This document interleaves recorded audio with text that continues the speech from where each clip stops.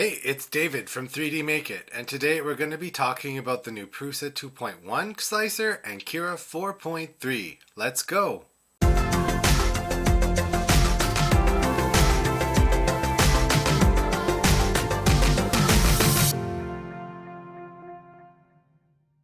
So, in the last few weeks, a lot has happened in the world of slicers. Prusa 2.1 has dropped and Cura 4.3.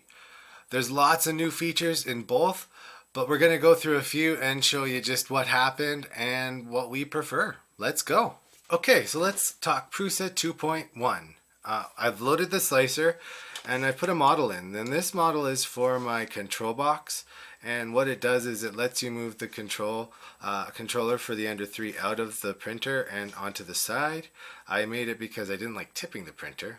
But regardless, it can fit the MKS Gen L, the SKR 1.3, the SKR Mini E3 boards, and the original boards for the printer. So we're just going to lay it flat to start with. This is not a new feature, but we're going to do it. So lay flat. So I click that, lay flat. So what we're going to talk about is height modifiers. That's the first new feature. So height modifiers let us actually change parts of the model based on height instead of having to add a box, a cylinder, or another mesh modifier to change it. So what we're going to do is we're going to select height modifier. And you can see here that I have a range on this side and it starts at 0 and is stopping at 2. So if I change this number on this side to 120, you can see that that has moved up and it's way above the model. So I'm just going to change that. We're going to cut it down to 60. And now we can see it's floating right there, which is good for now. I'm going to move the other one up as well, and we're going to move that one to about 30.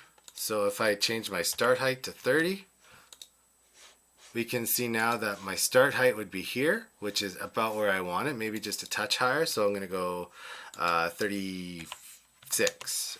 There we go.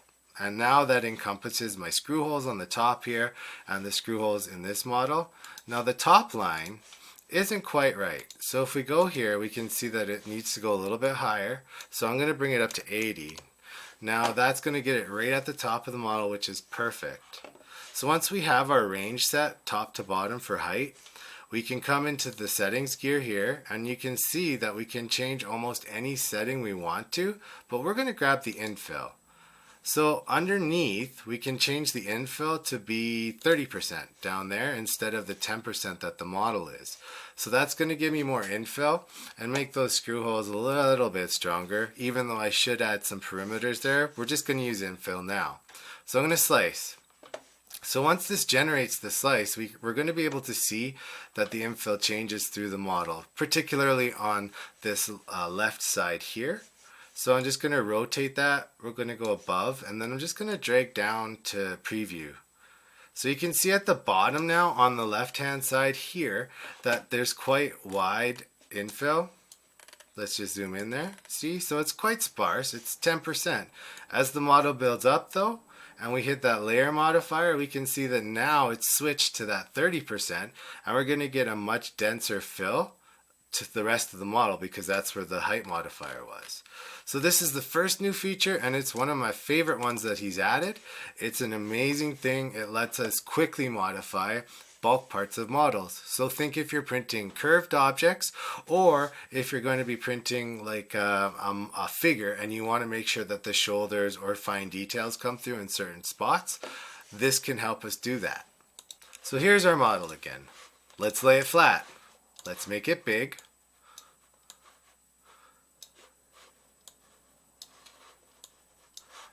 And let's add a modifier. Let's just load a box in there and we're going to throw it right here. So this is pretty messed up right now. I've added more boxes. I don't need all of this stuff. In fact, my model's pretty wonky and I need to get back. Well, in Prusa 2.1, Control Z will take you back now. You can use these arrows up top to go back and forth in your project as well, or bring things back. But the coolest thing is they've added a timeline. So you right click those arrows and you can actually get a timeline of all the things you've done. So if I wanted to go back to where I just had, say, a box, I can go to the last one on the list and here it is. When I click that file, it brings me back to my first one and now I'm back to my original model and I can actually use that to modify again. The next handy thing that they've done is the ability to change the perspective of models. So I'm just going to grab this and I'm going to shrink it down a bit, and we're going to add a few more instances of that model. I'm going to hit A to arrange it on the build plate. Now right now you can see that all of them are uniformly sized. So when I look at the front of my build plate, they all look kind of the same size. But if I hit K on the keyboard, it switches the view mode, and now if I look at them, things that are farther back are smaller than the things that are closer to the front of the build plate. Now this is a small change, and for me, I'm probably going to keep it just as the regular camera view, but perspective view can help you if you're printing lots of models, or you're going to be printing multiple parts on your build plate where you really want to make sure that the height and the layout on the build plate are going to be correct. The other place you can actually change that is in the preferences. So you can come here, and then in the options here, there's the presets for changing the views. It's right here, perspective camera, on and off. So we're just going to get rid of some of these models briefly and go back till we have 1. So now we're back at 1. And if you very quickly want to print it bigger, they've added that in. It's an awesome feature. You can right click the model and scale to build volume, and it will be as large as it can make it on your build volume. So that counts as your Z height, your X and Y. So now you have an object that would be as large as your build volume. Again, this box is a little big, but so I'm going to add 3 more instances of my box back in. So if we hit A, that's the arrange on build plate. I'm going to add 1 more and hit A again. Let's add 1 more. Well, this one's overlapped, but if we select 3 of the models,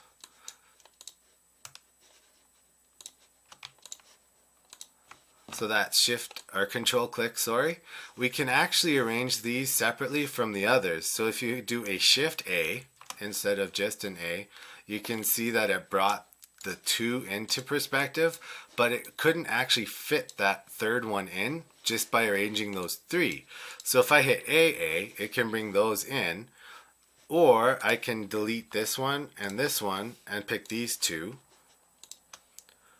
Again, that's control and click, hit shift A, and it'll just arrange those 2 and leave that 3rd model alone. This becomes handy when you have a full build plate.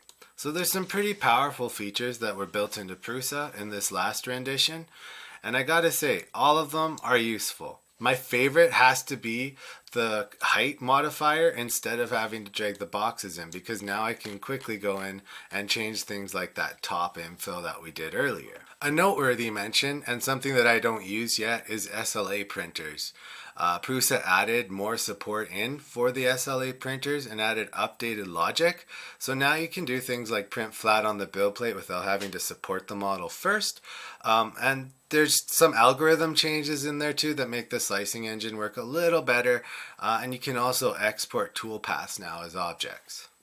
So let's talk about the behemoth that's Cura. Cura, we've probably all used it. If you haven't, it's a great slicer as well.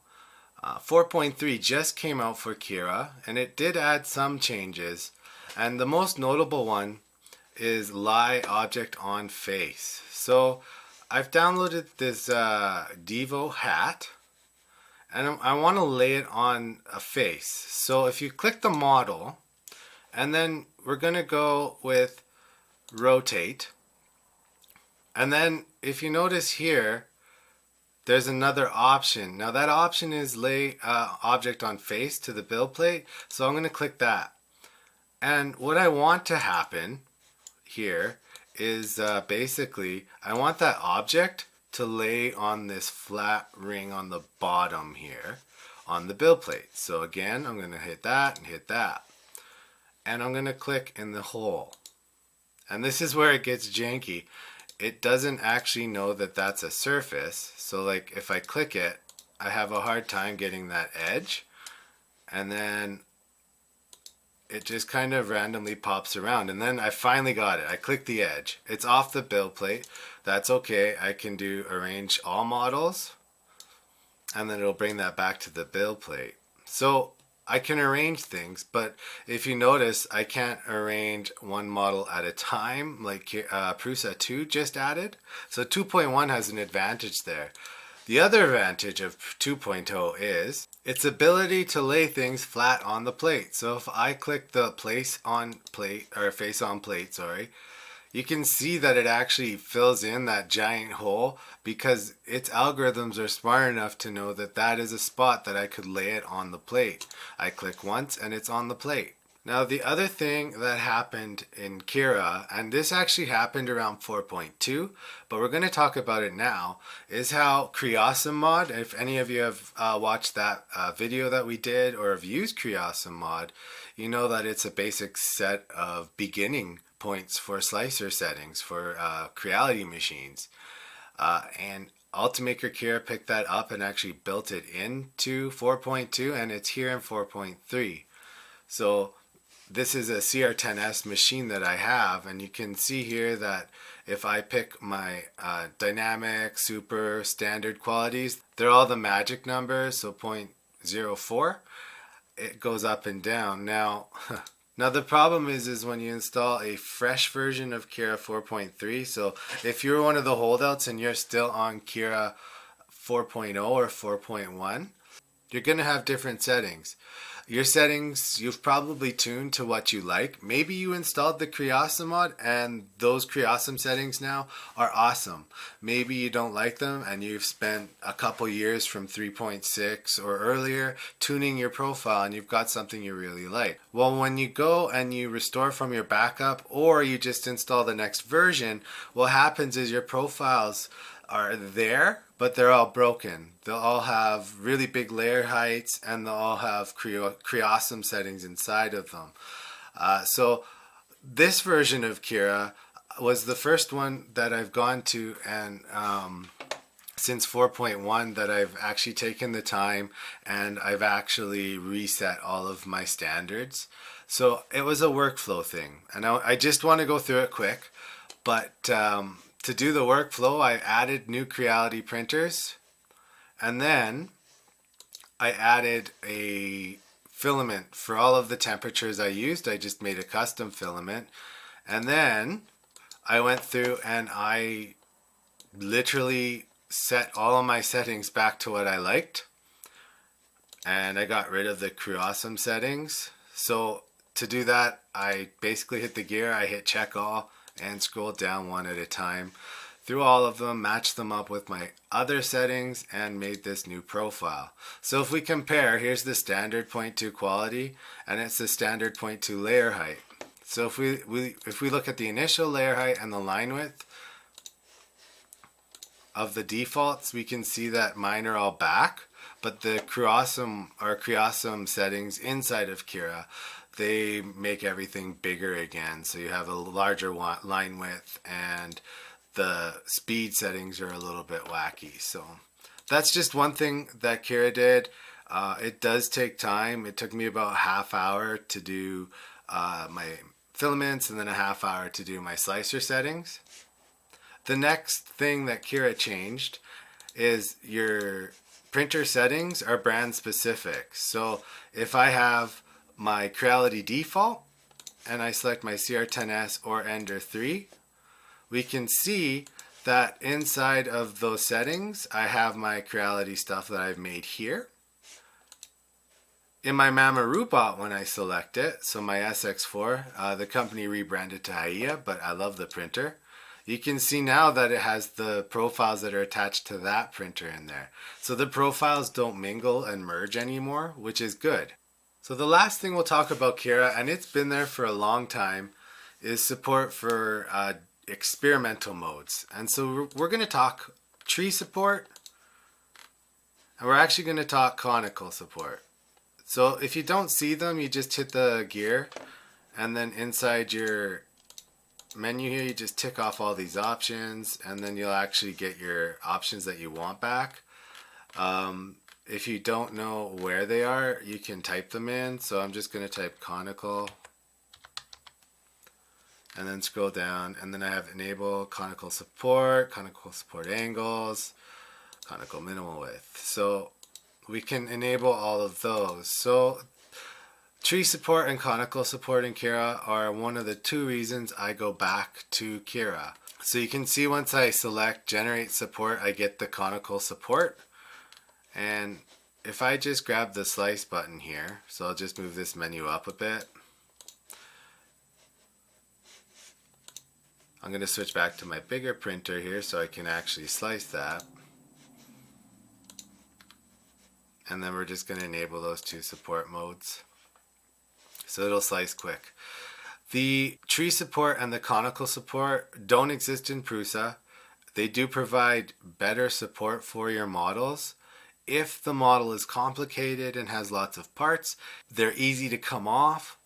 The one disadvantage is it does take longer to slice with these conical and tree supports. So once this finishes slicing, we'll just check out what it did. So you can see inside the model here that it's actually generated support, and it's generated less support in the model than if I were to use regular support structures such as the one Prusa offers.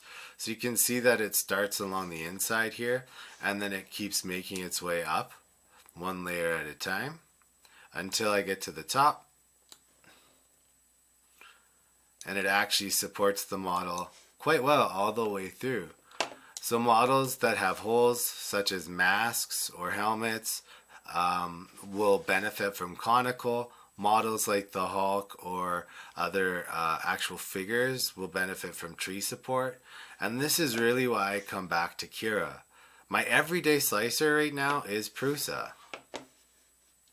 Prusa offers good slicing, quick slicing, and efficient slicing.